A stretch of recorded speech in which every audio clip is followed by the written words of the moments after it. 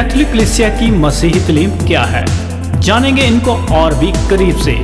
हमारा खास कार्यक्रम कैटेकिज्म ऑफ द कैथोलिक चर्च में। प्यारे प्रभु जी, ਅਸੀਂ ਤੇਰਾ ਧੰਨਵਾਦ ਤੇ ਸ਼ੁਕਰ ਕਰਦੇ ਹਾਂ। ਤੂੰ ਦਿਆਲੂ ਹੈ, ਮਿਹਰਬਾਨ ਹੈ। ਪਿਆਰੇ ਪ੍ਰਭੂ, ਸਾਡੇ ਤੇ ਦਇਆ ਕਰ। ਤੇਰੇ ਵਚਨ ਸੁਣਨ ਲਈ ਤੇ ਤੇਰੇ ਵਚਨ ਸੁਣਾਉਣ ਦੇ ਲਈ ਪ੍ਰਭੂ ਜੀ ਸਾਨੂੰ ਯੋਗ ਬਣਾ ਦੇ। ਤੇਰੀ ਪਵਿੱਤਰ ਆਤਮਾ ਦੀ ਫਜ਼ਲ ਸਾਨੂੰ ਦੇ, ਤਾਂ ਕਿ ਅਸੀਂ ਪਿਆਰੇ ਪ੍ਰਭੂ ਤੇਰੇ ਬਾਰੇ ਹੋਰ ਜਾਣ ਸਕਾਂ ਤੇ ਜੋ ਅਸੀਂ ਤੇਰੇ ਬਾਰੇ ਜਾਣਦਾ ਹੈ ਉਹਨਾਂ ਦੇ ਉੱਤੇ ਅਮਲ ਕਰਕੇ ਸਾਡੀ ਜ਼ਿੰਦਗੀ ਨੂੰ ਤੇਰੀ ਮਹਿਮਾ ਦੇ ਲਈ ਅਸੀਂ ਬਿਗਾੜ ਸਕੀਏ। ਅਸੀਂ ਇਹ ਮੰਗਦੇ ਹਾਂ ਆਪਣੇ ਪ੍ਰਭੂ ਯਿਸੂ ਮਸੀਹ ਦੇ ਰਾਹੀਂ, ਆਮੀਨ। ਪਿਆਰਿਓ, ਅਸੀਂ ਵਿਸ਼ਵਾਸ ਦੇ ਬਾਰੇ ਦੇਖਦੇ ਹਾਂ। ਅਸੀਂ ਇਹ ਵੇਖਦੇ ਹਾਂ ਕਿ ਪਰਮੇਸ਼ਵਰ ਨੇ ਸਾਡੇ ਤੇ ਜੋ ਪ੍ਰਗਟ ਕੀਤਾ ਹੈ, ਜੋ ਵਿਸ਼ਵਾਸ ਕਰਨ ਦੇ ਲਈ, ਉਹ ਜੋ ਵਿਸ਼ਵਾਸ ਹੈ ਦਾ ਕੀ ਮਤਲਬ ਕੀ ਹੁੰਦਾ ਹੈ, ਅਸੀਂ ਕਿਸ ਤਰ੍ਹਾਂ ਵਿਸ਼ਵਾਸ ਕਰ ਸਕਦੇ ਹਾਂ। ईमान की कई कैरेक्टरिस्टिक्स होता है, मतलब कि ये जो खास जो खूबी है, इंसान किस तरह विश्वास करते हैं। कई लोग पूछता है विश्वास का क्या मतलब होता है। तो विश्वास के बारे ब्राणियों के 11 बाब के सानू दसदा है कि ये ਜਿਹੜੀ ਚੀਜ਼ਾਂ ਅਸੀਂ ਵੇਖ ਨਹੀਂ ਸਕਦਾ ਹੈ ਉਹਨਾਂ ਦੇ ਬਾਰੇ ਸਾਨੂੰ ਪੱਕਾ ਯਕੀਨ ਹੁੰਦਾ ਹੈ ਕਿ ਉਹ ਹੈ। ਇਹ कैसे हो सकता है।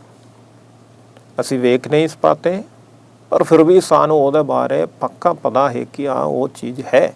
ਪਰਮੇਸ਼ਵਰ ਨੂੰ ਇਨਸਾਨ ਵੇਖਦਾ ਨਹੀਂ, ਪਰ ਉਹਨੂੰ ਪਤਾ ਹੈ ਕਿ ਪਰਮੇਸ਼ਵਰ ਹੈ। ਹਾਂ, ਪਰਮੇਸ਼ਵਰ ਨੇ ਆਪਣੇ ਆਪ ਨੂੰ ਪ੍ਰਗਟ ਕਰਕੇ ਇਨਸਾਨ ਦੇ ਰੂਪ ਦੇ ਵਿੱਚ ਜਦੋਂ ਆਇਆ, ਇਨਸਾਨ ਉਸ ਨੂੰ ਦੇਖਾ ਹੈ।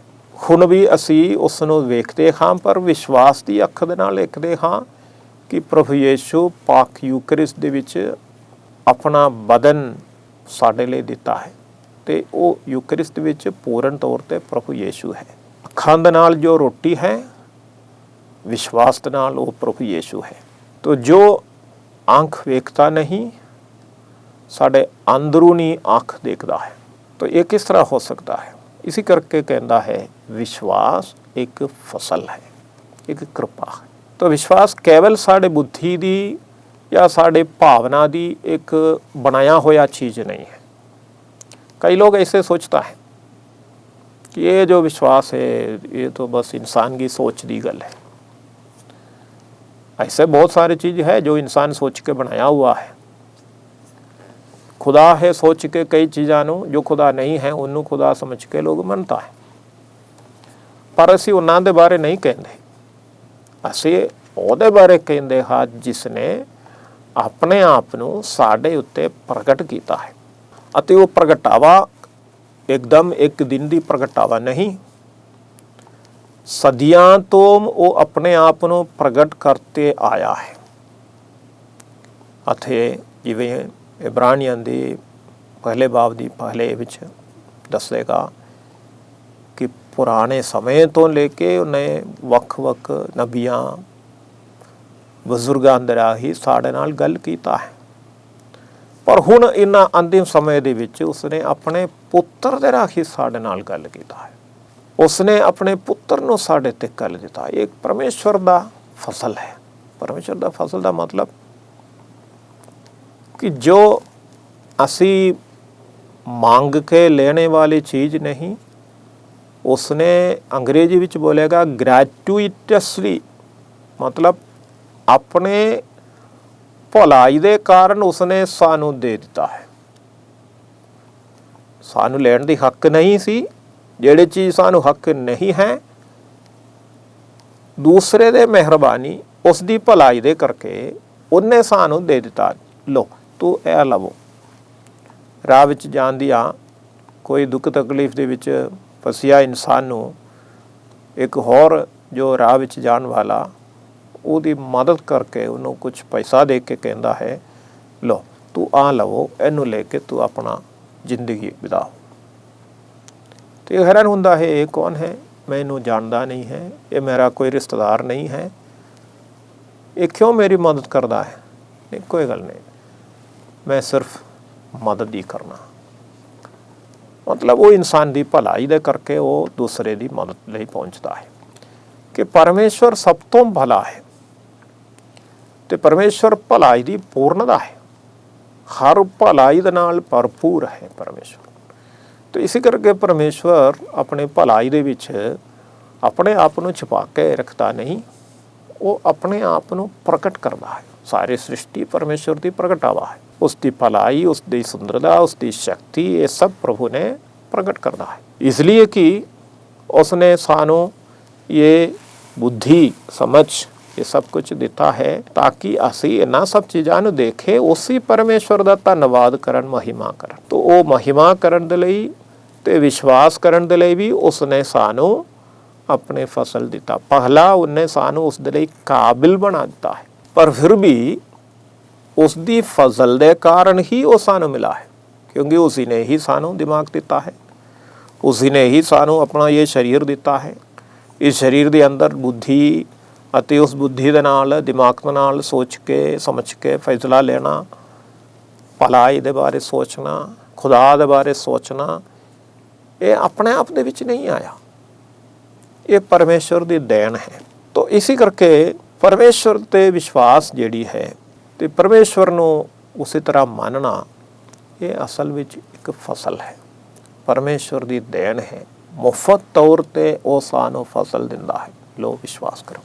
ਤਾਂ ਪ੍ਰਭੂ ਯਿਸੂ ਮਸੀਹ ਜਦੋਂ ਮਨੁੱਖ ਬਣ ਕੇ ਆਇਆ, ਉਹਨੇ ਇਸਰਾਇਲ ਦੇ ਵਿੱਚ, ਗਲੀਲੀ, ਯੂਦਿਆ, ਇਹਨਾਂ ਦੇਸ਼ਾਂ ਦੇ ਵਿੱਚ ਜਾ ਕੇ ਪ੍ਰਭੂ ਯਿਸੂ ਨੇ ਬਹੁਤ ਸਾਰੇ ਲੋਕਾਂ ਨੂੰ ਵਚਨ ਸੁਣਾਏ। ਕਿਸੇ ਨੇ ਕਿਹਾ ਨਹੀਂ ਕਿ ਸਾਨੂੰ ਥੋੜਾ ਸੁਣਾ ਦਿਓ, ਸਾਨੂੰ ਵਚਨ ਸੁਣਾ ਦਿਓ। ਉਹਨੇ ਵਚਨ ਸੁਣਾਉਣਾ ਸ਼ੁਰੂ ਕਰ ਦਿੱਤਾ ਅਤੇ ਉਹਨਾਂ ਦੇ ਵਿਚਕਾਰ ਕੁਝ ਬਿਮਾਰ ਲੋਕ ਸੀ, ਕੁਝ ਬੁਰਾਈ ਦੀ ਤਾਕਤ ਨੇ ਜੋ ਘੇਰ ਲਿਆ ਸੀ। ਉਹਨੇ ਪਹਿਚਾਨ ਲਿਆ ਕਿ ਇਹ ਪਰਮੇਸ਼ਵਰ ਦਾ ਪੁੱਤਰ ਹੈ, ਪਰ ਲੋਕਾਂ ਨੂੰ ਪਤਾ ਨਹੀਂ। ਪਰ ਪ੍ਰਭੂ ਯਿਸੂ ਉਹਨਾਂ ਨੂੰ ਉਹ ਸ਼ੁੱਧ ਕਰਦਾ ਹੈ, ਠੀਕ ਕਰਦਾ ਹੈ, ਬਿਮਾਰ ਨੂੰ ਠੀਕ ਕਰਦਾ ਹੈ। ਆਪਣੇ ਫਜ਼ਲ ਦੇ ਨਾਲ ਉਸਨੇ ਇਹ ਕੀਤਾ ਹੈ। ਜਦੋਂ ਲੋਕਾਂ ਨੇ ਇਹ ਵੇਖਿਆ, ਉਹ ਹੈਰਾਨ ਹੁੰਦੇ ਅਤੇ ਕੁਝ ਲੋਕ ਵਿਸ਼ਵਾਸ ਕਰਦੇ। ਦੇਖੋ ਉਹ ਵਿਸ਼ਵਾਸ ਕਹਾਂ ਸੇ ਆ ਗਿਆ, ਕਿਉਂਕਿ ਉਹਨਾਂ ਨੇ ਸੁਣ ਲਿਆ, ਉਹਨਾਂ ਨੇ ਵੇਖ ਲਿਆ, ਇਹ ਪਰਮੇਸ਼ਵਰ ਦੀ ਮਿਹਰ ਹੈ। ਜੇਕਰ ਪ੍ਰਭੂ ਯਿਸੂ ਚੁੱਪ ਰਹਿੰਦੇ, ਬੋਲਦਾ ਨਹੀਂ, ਕੁਝ ਕਰਦਾ ਨਹੀਂ, ਤਾਂ ਕਿਵੇਂ ਪਤਾ ਚੱਲਦਾ ਹੈ ਕਿ ਇਹ ਮਸੀਹਾ ਹੈ? ਤੇ ਉਸਨੇ ਆਪਣੇ ਆਪ ਨੂੰ ਪ੍ਰਗਟ ਕੀਤਾ ਹੈ। ਪਰਮੇਸ਼ਵਰ ਆਪਣੇ ਆਪ ਨੂੰ ਪ੍ਰਗਟ ਕਰਦੇ ਰਹਿੰਦਾ ਹੈ। ਤਾਂ ਹਰ ਰੋਜ਼ ਜਦੋਂ ਅਸੀਂ ਪਰਮੇਸ਼ਵਰ ਨੂੰ ਪੁਕਾਰਦੇ ਹਾਂ, ਉਹ ਸਾਡੇ ਤੇ ਪ੍ਰਗਟ ਕਰਦੇ ਰਹਿੰਦਾ ਵੱਖ-ਵੱਖ ਤਰੀਕੇ ਦੇ ਨਾਲ। ਅਸੀਂ ਸ਼ਾਇਦ ਉਹਨੂੰ ਪਹਿਚਾਨਤਾ ਨਹੀਂ, ਪਰ ਇਹ ਜ਼ਰੂਰੀ ਹੈ ਕਿ ਇਹ ਗੱਲ ਨੂੰ ਸਮਝਣਾ, ਪਰਮੇਸ਼ਵਰ ਦੇ ਫਜ਼ਲ ਅਤੇ ਕਿਰਪਾ ਦੇ ਨਾਲ ਹੀ ਸਾਨੂੰ ਵਿਸ਼ਵਾਸ ਮਿਲਾ ਹੈ। ਤੇ ਇਸ ਕਰਕੇ ਮੈਨੂੰ ਵਿਸ਼ਵਾਸ ਇਹ ਕਰਕੇ ਅਸੀਂ ਘਮੰਡ ਕਰਨਾ ਨਹੀਂ ਚਾਹੀਦਾ। ਤੇ ਇਸ ਘਮੰਡ ਦੇ ਕਾਰਨ ਹੀ ਸਾਰੇ ਬੁਰਾਈ ਦਾ ਆਰੰਭ ਹੁਆ ਹੈ, ਜਿਹਦੇ ਵਿੱਚੋਂ ਅਨਾਗਿਆਕਾਰੀ ਆ ਗਿਆ ਹੈ। ਸ਼ੈਤਾਨ ਦੀ ਸੁਰਗ ਤੋਂ ਨਰਕ ਵਿੱਚ ਸੁੱਟੇ ਜਾਣ ਦੀ ਕਾਰਨ ਹੀ ਇਹੀ ਹੋਇਆ। ਤਾਂ ਸਾਡਾ ਵਿਸ਼ਵਾਸ ਸਾਨੂੰ ਘਮੰਡੀ ਨਹੀਂ ਬਣਾਉਂਦੇ, ਸਾਡੇ ਵਿਸ਼ਵਾਸ ਸਾਨੂੰ और ज़्यादा हलीम बनाएगा, क्योंकि परमेश्वर की उस महानता के सामने उसने मैनू उस दे बारे जानकारी दे दिंदा है ते उसनू जानना, उसनू प्यार करने का फजल मैनू दिता है। कितने हलीमी दे नाल मैं उन्होंने उहदे कोल जाना चाहिए। मेरी योग्यता देखे नहीं, सिर्फ उसकी भलाई दे करन उसने अपने फसल मैनू दिता है। तो इस दे नाल असी ये भी सोचना, जेकर विश्वास परमेश्वर की कृपा है, फजल है, कि साड़ा कोई योगदान है उहदे विच, कि परमेश्वर ने सानू फसल दिता है, ये कृपा है, ग्रैटुइटस है, मुफ्त तौर पर दिता है। तो जो मुफ्त तौर पर दे दिंदा है, सोचिए असी की करदा है। जो लोग मुफ्त तौर पर सानू कई चीज़ां दिंदा है, असी उन्होंने किदां संभालदा है। बहुत सारे चीज़ां ਇਹਦਾ ਕੋਈ ਮੁੱਲ ਹੈ ਨਹੀਂ ਹੈ, ਇਸ ਕਰਕੇ ਅਸੀਂ ਉਹਨੂੰ ਸੁੱਟ ਲੈਂਦਾ ਹੈ, ਉਹਨੂੰ ਸੰਭਾਲ ਕੇ ਨਹੀਂ ਰੱਖਦੇ।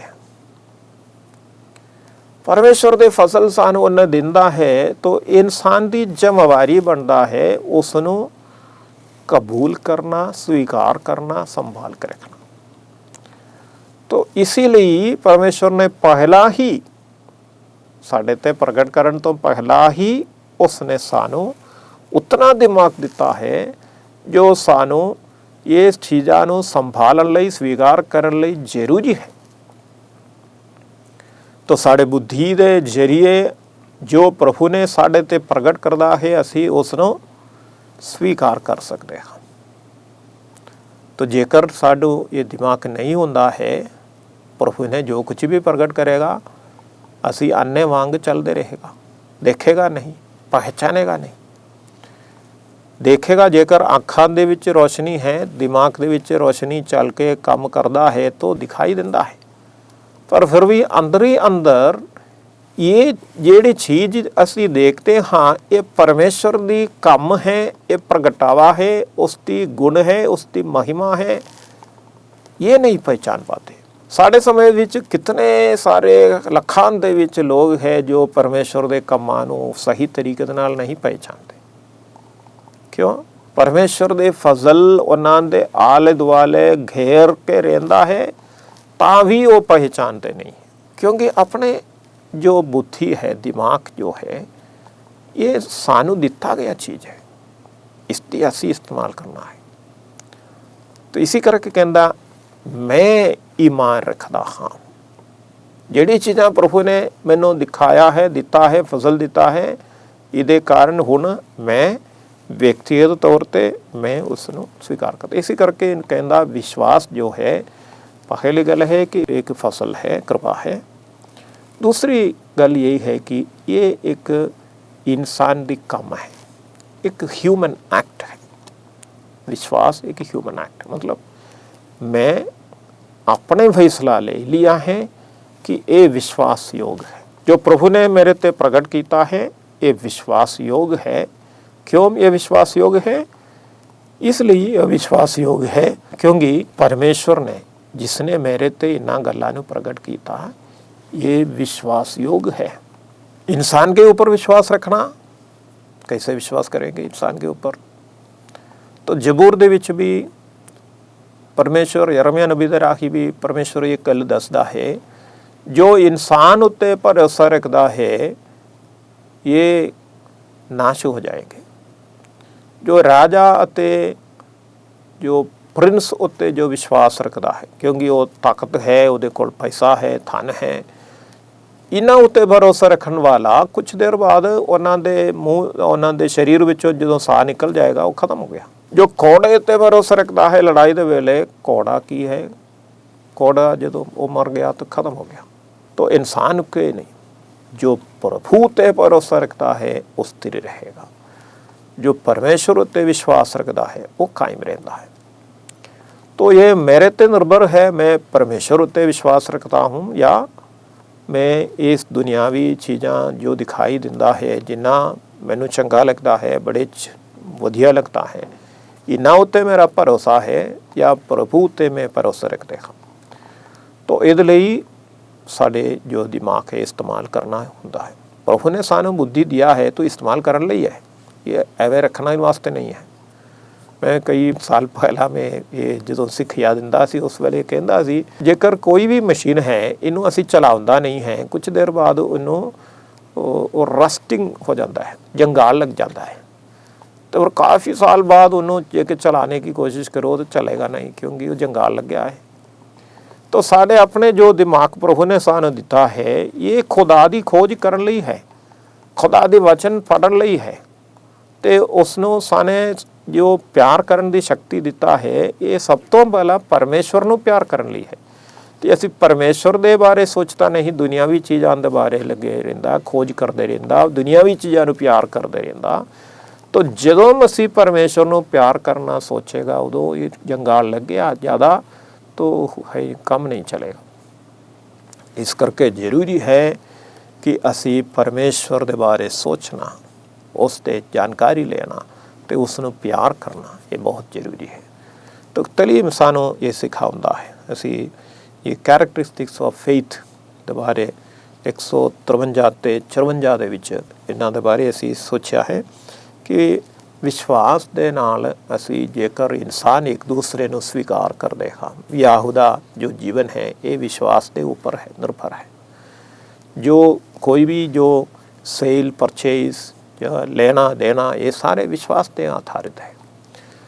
तो पर इन्हां नालों कितना ज़्यादा साडा परमेश्वर नूं मानना, अपने पूर्ण दिमाग ਨੂੰ। इसी करके प्रभु यीशु ने ये याद दिवाया, तू अपने परमेश्वर ਨੂੰ हुक्म परमेश्वर ਦੀ, तू अपने परमेश्वर ਨੂੰ अपने सारे बुद्धि ਦੇ ਨਾਲ, अपने सारे शक्ति ਦੇ ਨਾਲ, अपने सारे दिल ਦੇ ਨਾਲ ਉਹਨੂੰ ਪਿਆਰ ਕਰਨਾ।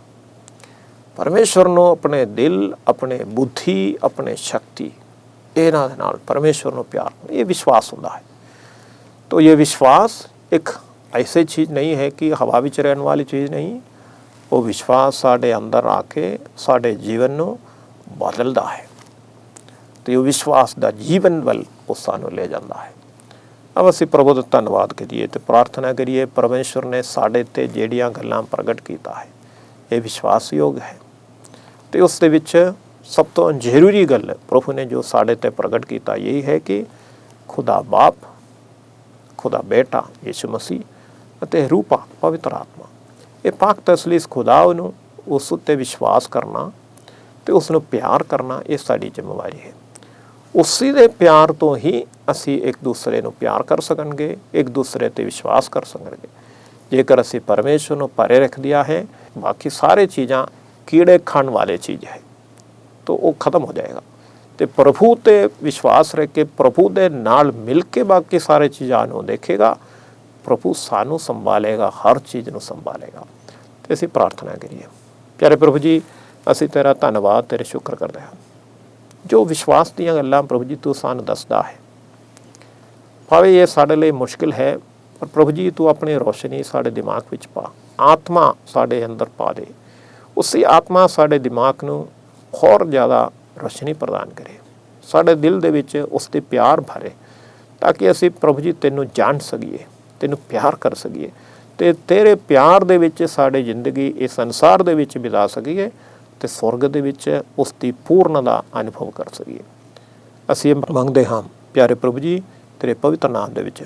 ਪ੍ਰਭੂ ਜੀ ਅੱਜ ਅਸੀਂ ਉਹਨਾਂ ਸਭ ਦੇ ਲਈ ਵੀ ਪ੍ਰਾਰਥਨਾ ਕਰਦੇ ਹਾਂ ਜੋ ਤੇਰੇ ਵਚਨ ਵੇਖਦਾ ਹੈ, ਸੁਣਦਾ ਹੈ, ਜੋ ਬਿਮਾਰ ਹੈ, ਪਰੇਸ਼ਾਨ ਹੈ, ਪਰਿਵਾਰ ਦੇ ਵਿੱਚ ਮੁਸ਼ਕਿਲਾਂ ਦੇ ਵਿੱਚ ਹੈ, ਉਹਨਾਂ ਸਭ ਦੇ ਲਈ ਵੀ ਦੁਆ ਕਰਦੇ ਹਾਂ।